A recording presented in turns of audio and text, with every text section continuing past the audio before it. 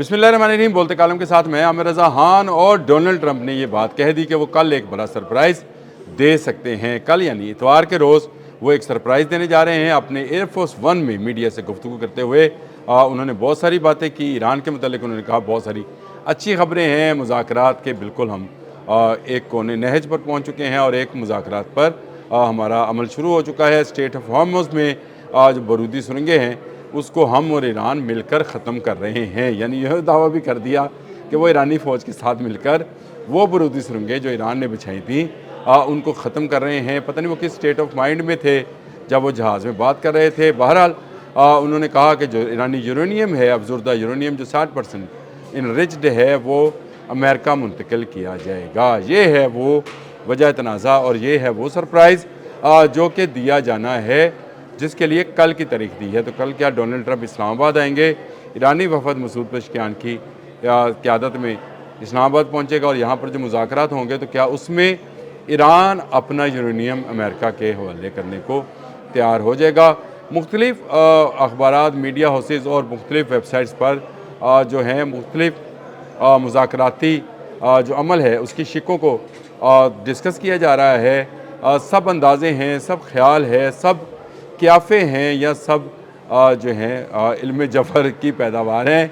किसी को कुछ पता नहीं है। कहा जा रहा है कि शायद ईरान के जो एटमी असासे हैं, यानी ये इनरिच यूरेनियम जो है, इसको सतह ज़मीन पर ला के रखा जाएगा ताकि ये बहुत डीप ना हो, जिनको ख़त्म करना मुश्किल हो।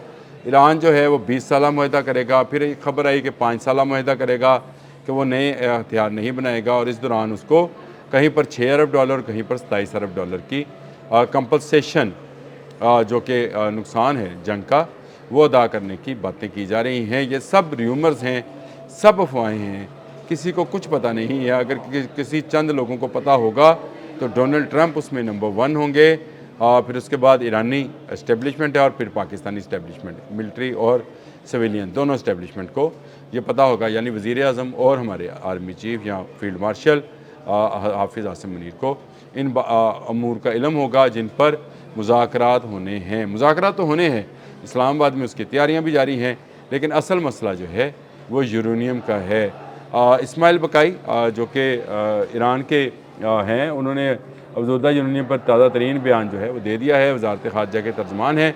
उन्होंने कहा कि अमेरिका के हवाले करने के हवाले से कोई बात नहीं हुई है। डोनाल्ड ट्रंप का ये दावा जो है ये गलत है कि हम अपना यूरेनियम जो है वो इनके हवाले कर रहे हैं। इस पर डोनाल्ड ट्रंप पहले ही कह चुके हैं कि वो इतना डीप है कि उस पर तक कोई बॉम्ब नहीं पहुंच सका है। यानी ये इस बात का भी इतराफ़ है कि वो जो इनरिच यूरेनियम है 60%, उस तक हमारा कोई भी बॉम्ब नहीं पहुंच सका और वो महफूज है। अब उसको सतह ज़मीन पर लाया जाएगा। अगर सामने रखा जाएगा तो उसको तबाह करना बहुत ही आसान होगा। वो उसके लिए तो बहुत डीप बॉम्ब्स या B2 बम्बार की भी ज़रूरत नहीं होगी। वो तो आप एयर टू एयर या एयर टू सरफेस मिज़ाइल या सरफेस टू सरफेस मिज़ाइल के ज़रिए से भी तबाह कर सकें। तो क्या ईरान अपना इतना कीमती असासा अमेरिका की डिस्पोज़ल या इसराइल की डिस्पोज़ल पर रखने को तैयार होगा? ये वो चंद निकात हैं जिस पर शायद अभी भी हर्डल है। स्ट्रेट ऑफ हॉर्मुज़ जो है वो खोल दिया, बल्कि आपने हॉर्मुज़ को ईरान ने और कहा कि तजारत करें। उसमें तजारती जहाज़ों की आना जाना जो है वो कब शुरू होगा, ये भी आने वाले दिनों में है ये। लेकिन ये सीज़ फायर तक है, यानी 21 तक की बात है। जब अगर सीज़ फायर ख़त्म ना हुआ और उससे पहले मुज़ाकरात ना हुए तो एक बड़ी ख़बर जो है इस हवाले से भी बाहर आ सकती है। मैं पुरुम्मीद हूँ कि ये अमन बरकरार रहेगा। डोनाल्ड ट्रंप जो हैं वो मौजूद अपने बयानात जो हैं अमन के हवाले से इस पर कायम रहेंगे। लेकिन एक बात पर मुझे हंसी भी आई, तो उन्होंने कहा कि मैंने लेबनान इसराइल समेत 10 जंगें ख़त्म करा दी हैं, अपनी जंग ख़त्म नहीं करा सके, इसके लिए उनको पाकिस्तान की मदद की ज़रूरत पड़ी। हाँ, वो दावा बाकी जंगों को ख़त्म कराने का अक्सर व बेशतर करते रहते हैं, लेकिन अपनी जंग जो लगी थी उसमें उनका कोई मददगार ना बना। नेटो से एक मरतबा फिर उन्होंने शिकवा किया कि नेटो के जो ममालिक हैं उन्होंने अब फ़ोन किया है, नेटो तंजीम ने अब फ़ोन किया है कि हम आपकी मदद को तैयार हैं जब मुझे किसी मदद की ज़रूरत नहीं है। पाकिस्तान की तारीफ़ की, पाकिस्तान के फील्ड मार्शल हाफिज़ आसिम मुनीर के किरदार की तारीफ़ की, वज़ीर आज़म शहबाज शरीफ के किरदार की तारीफ़ की।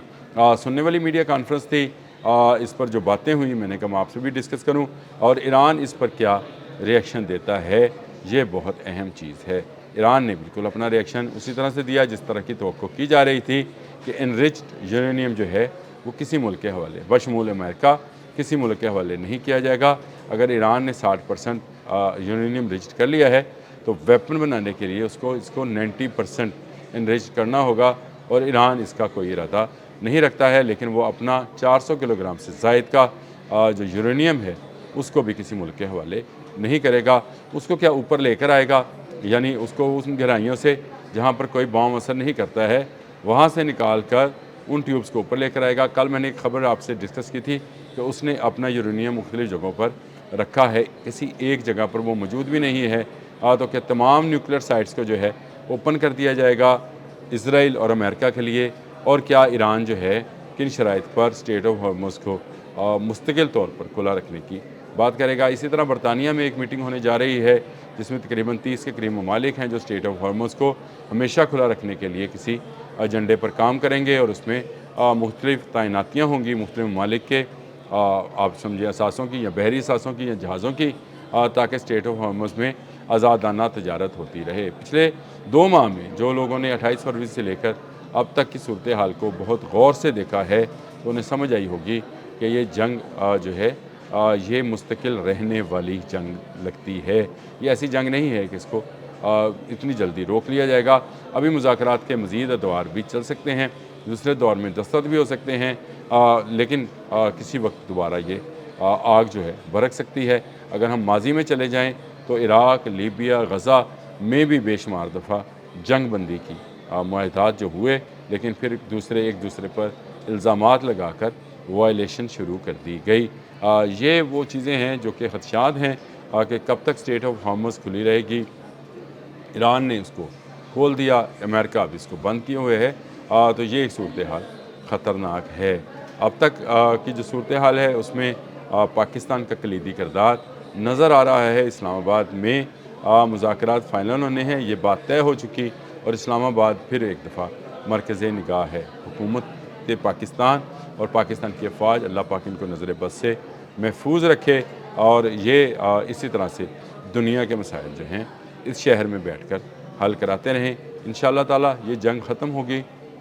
اگلی جنگ تک جو ہے بہت سارے لوگ جو ہیں بہت ساری چیزوں کو تبدیل کر چکے ہوں گے، لیکن یہ بات طے ہے کہ آبنہ ہرمز کھلنے سے وہ مہنگائی کا طوفان جو تمام ممالک کو اپنی لپیٹ میں لیے ہوئے تھا، وہ تیل کی شارٹیج، وہ گیس کی شارٹیج جو ہے آہستہ آہستہ آہستہ ختم ہوگی، اور جب یہ ختم ہوگی تو دنیا خوشحالی کی طرف جائے گی۔ اللہ پاک اس خوشحالی کو قائم رکھیں۔